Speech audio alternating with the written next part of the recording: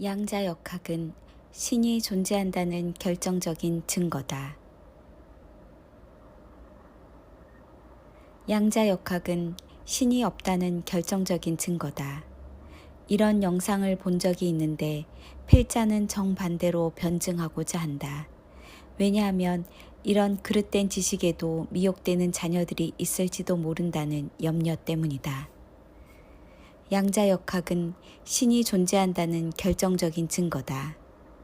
성경은 하나님께서 사람을 감찰하신다고 기록하였다. 감찰이란 측정한다는 의미로 살피고 파악하여 자세하게 알고 계신다는 것이다. 여호와께서 내게 이르시되 내가 나의 처소에서 조용히 감찰함이 쬐이는 일광 같고 가을 더위의 운무 같도다. 의로우신 하나님이 사람의 마음과 양심을 감찰하시나이다.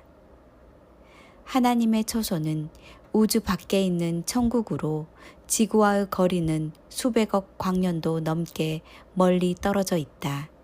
이렇게 먼 거리에서도 하나님은 우주에서 일어나는 모든 일들을 감찰하실 수 있다. 사람들의 행동뿐 아니라 마음과 생각과 죄악도 보고 계신다. 그런데 이것이 과학적으로도 가능할 수 있다는 것이 발견되었다. 이 원리는 양자역학, 양자얽힘, 양자도약 같은 용어로 설명된다. 양자역학은 쉽게 말하면 물질을 구성하는 원자의 미시세계를 설명하는 이론으로 파동과 입자의 이중성으로 이루어져 있다. 마치 사람이 육체와 영혼으로 구성되는 것과 같다. 원자 핵을 스핀하는 전자들은 궤도를 따라 회전하는데 이는 거시세계인 태양계의 모습과 같고 이런 유사점을 설계의 증거로 보기도 한다. 전자 궤도 사이에는 대부분을 점유하는 것은 태양계처럼 공간인데 전자들이 궤도를 이동할 때 중간 과정이 없이 다른 궤도에 나타난다.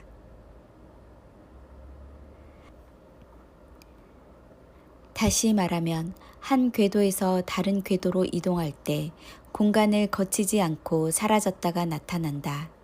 이런 현상을 양자도약이라고 부른다. 예를 들어 서울에 있던 자동차가 갑자기 사라짐과 동시에 부산에 나타나는 것과 같다. 물론 거시세계에서는 이런 순간이동이 일어나지 않는다. 공간을 뛰어넘은 이런 현상은 영적인 현상과도 같다. 천사는 지구에서 우주라는 공간을 뛰어넘어 천국으로 이동할 수 있다. 원자 세계의 기묘한 또 하나의 현상은 양자 얽힘에 관한 것이다. 두 개의 입자를 우주 반대쪽처럼 아주 멀리 떨어지게 한 후 한 입자에 자극을 주면 멀리 떨어진 다른 입자에도 동시에 자극에 대한 반응이 나타난다. 한 입자의 상태가 결정되면 다른 입자의 상태도 즉시 결정된다.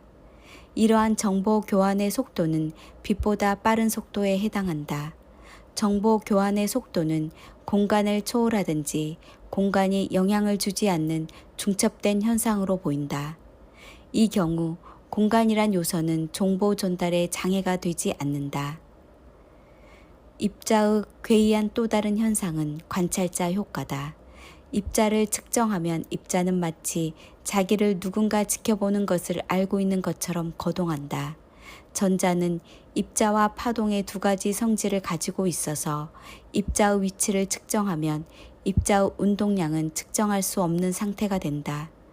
측정하는 순간 상태가 입자나 파동의 상태로 결정되는데 이를 중첩 또는 하이젠베르크 불확정성의 원리라고 부른다. 우리의 눈에 물질이 보이는 원리는 전자가 궤도를 이동하면서 빛을 흡수하거나 방출하기 때문이다. 즉 원자가 빛을 받아 흡수했다가 방출하기 때문에 어떤 물건을 볼 수 있다. 원자는 빛을 방출한다. 빛이신 하나님께서 물질의 세계를 창조하실 때 이런 원리를 원자에 이용하신 것으로 예상할 수 있다. 물리적인 원리를 통해서도 하나님께서는 멀리 떨어진 천국에서 지구에서 일어나는 모든 변화를 측정하실 수 있다는 것이 가능하다는 것을 증명한다. 거시 세계에서 일어나는 거동은 고전역학이라 하며 결정론으로 예측이 가능하다. 거시 세계에서는 이해할 수 없는 기괴한 일은 일어나지 않는다. 그러나 미시 세계에서는 고전 역학대로 입자들이 거동하지 않아서 양자 역학이라 부른다. 또한 입자와 파동은 위치와 운동량을 결정할 수 없기 때문에 확률로 존재한다. 아인슈타인은 이런 불확실한 물리 이론에 신은 주사위 놀이를 하지 않는다라며 양자 역학을 반대하였다. 그러자 보온은 신에게 명령하지 마시오 하며 신에게 한계를 부여하는 것을 반대하였다. 미시 세계를 설명하는 가설에는 양자 역학이나 숨은 변수 이론이나 다세계 해석 같은 다양한 이론들이 있다. 이것은 아직도 모르는 부분이 많다는 것이다. 어떤 사람은 입자와 파동의 불확실성을 두고 신이 존재하지 않는다고 말한다. 어리석은 사람은 똑같은 것을 보고도 정반대로 해석한다. 신이 만드신 것을 아주 조금 발견하고 그 먼지 같은 지식으로 신의 존재를 부정하는 것이 얼마나 어리석은 일인가. 마치 바리새인들과 서기관들이 예수님의 기적으로 보고 사탄의 힘을 빌어 기적을 일으킨 것이라고 말한 것과 같다. 우주에는 두 가지 물건이 존재한다. 사람이 만든 물건과 하나님이 만든 물체이다. 지구에 있는 물건 중에 사람이 만들지 않는 것은 한 가지도 없다. 어느 날 아침 일어나 보니 냉장고가 저절로 거실에 생겨나지 않는다. 마찬가지로 우주에 존재하는 모든 물체와 생명체와 물질은 누군가 만든 것이다. 관찰이란 현실에서 일어나는 사실을 보고 통찰을 얻는 것이다. 관찰로 본 자연과 우주에서 저절로 생기는 것은 하나도 존재하지 않는다. 예를 들어 스마트폰을 사용하는 사용자가 있고 그것을 만든 사람이 있다. 스마트폰을 만든 사람은 하드웨어와 소프트웨어를 조합하고 프로그램대로 동작하게 했다. 사용자는 그 기술을 모두 알지 못하지만 사용할 수는 있다. 물건은 반드시 만든 사람이 있으며 물건 자신이 스스로 물건을 만들 수 없다. 같은 논리로 우주와 자연도 스스로 무언가를 만들어낼 수 없다. 사람은 창조주가 만든 것을 활용하여 물건을 만들 수는 있지만 생명체를 만들 수는 없다. 그것은 창조주와 피조물을 나누는 경계선과도 같다. 스스로 자연이 무언가를 만든다는 생각은 과학이 아니다. 우주와 지구에는 수천억 개의 물건과 물체가 존재하지만 한 개라도 저절로 생기는 것을 본 적이 있는가? 관찰된 적이 없다.